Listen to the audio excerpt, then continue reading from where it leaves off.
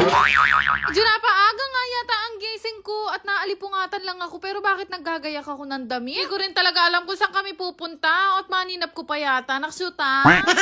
Alam nyo ba guys, tuwing nagigising ako, meron talagang nangyayari sa akin. Luluha yung mga mata ko at sobra talaga akong sinisipon. Siguro sa isang araw, kapag ka umaga, kung bumahing ako 50 na sunod-sunod. Di ko alam kung ako lang, pero tuwing umaga guys, ganyan yung nangyayari sa akin. Allergy ba ang tawag dito o namumurit lang ako? Baka may alam kayo kung anong pwedeng gamot dito. Singa talaga ako ng singa at bahing ng bahing. Kinakabahan ako baka maupod ang implant ko.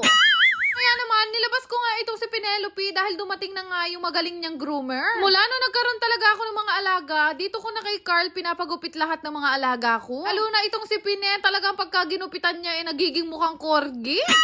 Napakahusay ng kamay nitong si Carl. Pwedeng-pwede kayo magpa-home service sa kanya, lalo na sa mga taga-Pulilan. Tapos mag-groom ni Pine. Nag-groom din ako sa sarili ko. Diyos ko, na akong kabaling lalawin.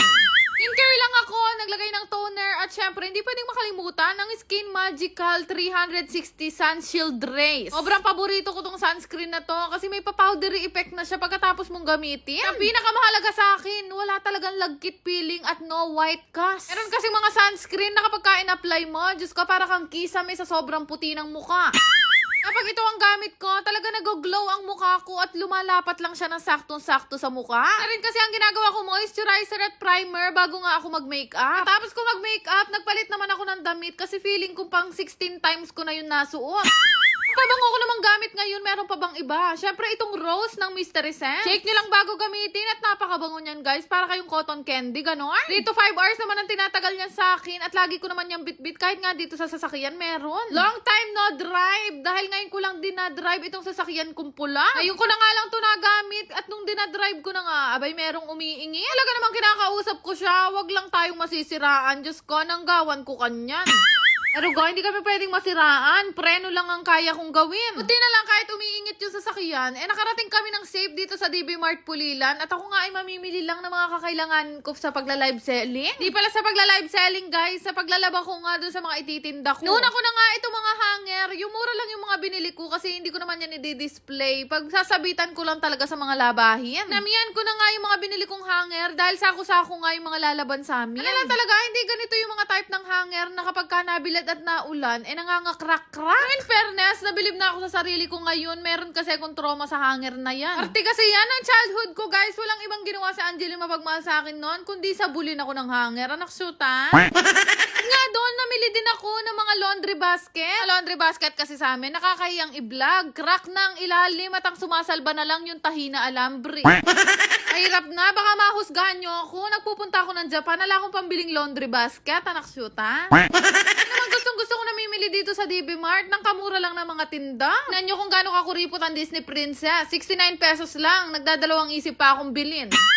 Basta naman sa akin kung ano nga yung mga bibilin ko pagdating ko dito sa DB Mart. Mostly nga ng mga kailangan ko, yung mga kailangan ko nga sa paglalaba. Una ko nga rin hinanap dito, ito nga batsa na ubod ng laki. Kung hinahanap ko nga sanang batsa, hindi ganitong plastic. Gusto ko sana yung parang lata. Pag yun kasi ang gamit, wala nga kabalbal. Pero ito, Diyos ko, nang kabilis malapak. Pag nga sa pinagkukuha namin na yun, ito nga sila Apple, kumuha nga sila ng mga upuan daw para kapag ka naglalaba kami, hindi daw masakit sa buldi. Dinabi namin naman mo ng aesthetic na kulay.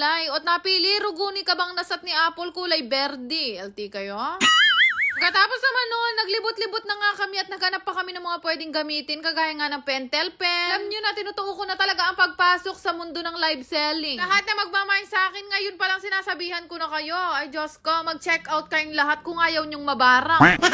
Sa paglilibot ko nga, nakarating na naman ako dito sa mga appliances sa bahay. Nangangatin na naman talaga ang aking kamay na kumuha ng microwave. Pero sabi ko, tsaka na lang kapag nakabenta na ako ng marami. Buti na lang talaga, nakarating ako dito sa section na to dahil nakita ko merong nakasil na mga ring light. Sis na nga ako ng mga staff dito dahil sabi nila from 400 pesos, nasa 200 pesos na lang daw to ngayon. Kaya naman kumuha na nga ako ng isa at pinacheck ko na nga agad to kay kuya. Yun naman ang kainaman dito sa DB Mart. Mura na nga ang bilihin pero hindi nila ibibigay sa inyo nang hindi pa na-check. Check na nga yung ring light. Dumiretso naman kami dito sa bilihan ng mga extension. Sabi ko nga dito kay kuya, yung ibigay niya sa akin yung matibay at hindi mabilis sumalbag.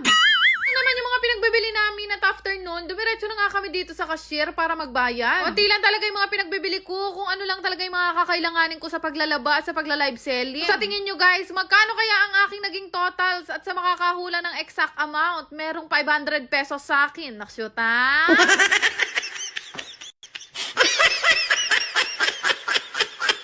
Lang naman. Salamat!